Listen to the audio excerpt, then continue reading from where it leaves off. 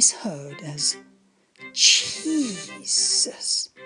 Or, for example, in a cafe when the assistant shouts out, "Who's waiting on the 2 cheese rolls then?" Chi is everywhere it appears, in our vocabulary as well as our sandwiches. And so today we're going to try and find a little clarity in this murky world of energy, substance and pathways. On today's episode of Talking Tai Chi with the Teapot Monk.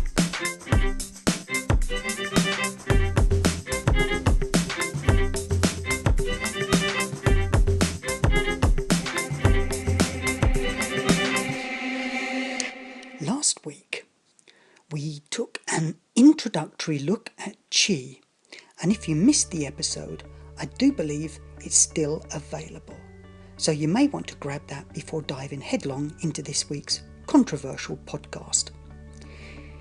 If you've caught up with last week's and are eager and waiting for part 2, then let's start by asking, why is it so difficult to get a consensus on what Qi is? Sir, yes, sir! Well, it's about as easy as explaining why the flag wavered on the moon's surface during the infamous 69 landing. You see, everybody has an opinion, and for many people, unless you share their opinion, then you're plainly wrong. Now, before you ask, no, I'm not an acupuncturist, nor a shiatsu professional, so feel free to poo-poo whatever I'm going to say.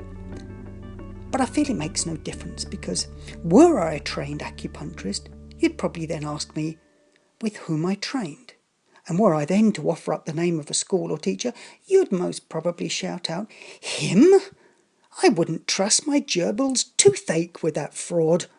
And thus we enter once more the controversy of the internal energy debate. Uh-oh. So this week, let's try and start with a little sea of tranquility, shall we?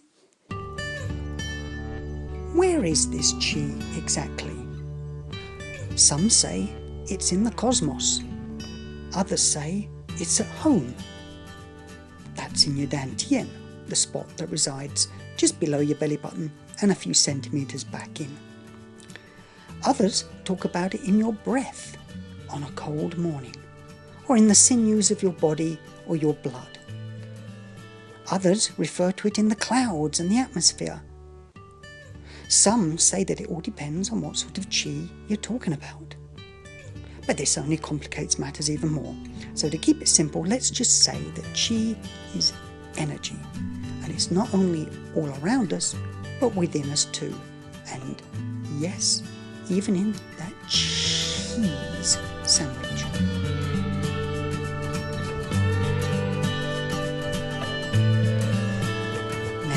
This is where it gets even more confusing, for how can it be in the cheese sandwich and at the same time be travelling along my meridians as my acupuncturist claims? Uh-oh. Well, Qi in acupuncture is something special. The 2,000-year-old practice of acupuncture, like shiatsu, focuses on Qi energy, manipulating it and harnessing it in order to heal the body. The channels through which the Qi moves are called meridians. If you imagine your body as being connected by an underground railway system, and the acupuncture points are stations along that route, you'll be able to then appreciate the need to keep the tracks clear of obstacles and the stations open for the whole system to work well. There are 367 stations in the system, and all must be kept in an optimum state.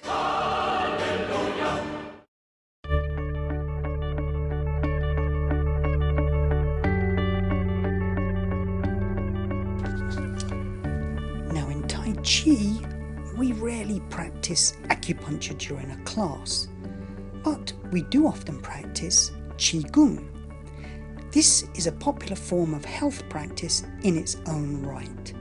Postures and movements are intentionally simple and repetitive, allowing the practitioner to focus on issues other than memory and movement, and the complex weight distribution or limb coordination that is required in Tai Chi.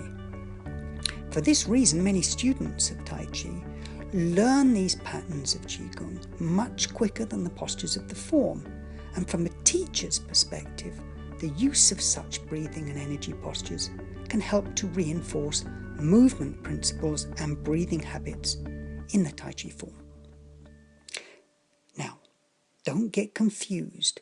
Yes, there is Qi in acupuncture, Qi in Tai Chi, Qi in Qigong, and Qi in my cheese sandwich.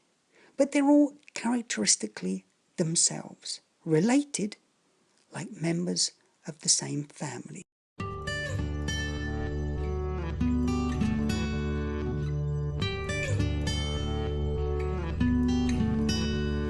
So, is Qi in Tai Chi distinct from Qi in acupuncture, or from the Qi of Qigong, or for that matter, from the Qi of Cheetah and Tarzan? Well, tricky question, my friend, for it is precisely here that debate rages, as it's prone to do amongst opinionated tribes worldwide, as to not only what Qi is, but how to spell it too. And given it's only got 3 letters, or 2 depending on your particular take, that's very few characters to justify such a heated debate. But martial artists will be martial artists, Lord love 'em, and they do enjoy a good sparring session both inside the classroom and on chat forums of many a social media site.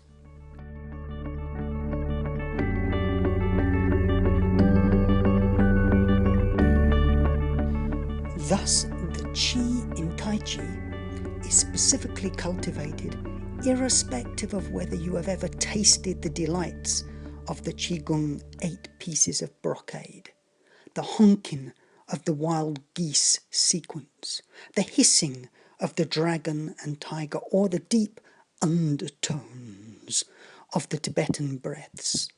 Qi in Tai Chi has very much its own flavour. In Qigong, the energy is on a constant flow, or that at least is the aim, putting merrily along like a Fiat Panda on the great motorway meridians of health. Tai Chi, so to speak, is a wider concept, unrestricted to the pathways of acupuncture and shiatsu. It is a life force that permeates everything, leaving nothing untouched. It is the Qi energy that the Tao seeks unity and harmony with. It is the concept of oneness that we all strive to understand and attune ourselves to. And it is as much to do with our approach to life as to the disciplines that we study. This is Qi.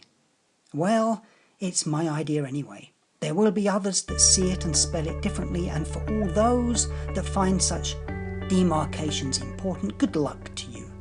Whilst you're battling out the orthographical details on Facebook, I'll be just over there, tickling my dog's chin as we stroll amongst the wavering pines on the outskirts of the village and listening to the sounds of falling leaves and underground streams and the church bells.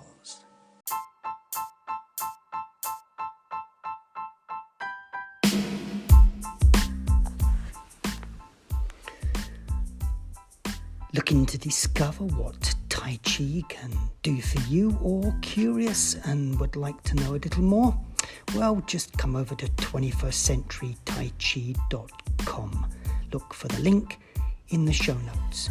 There's short introductory courses, breathing, health, Tai Chi form, sword, philosophy applications and more, plus books, PDFs and great videos and even music. Got a question?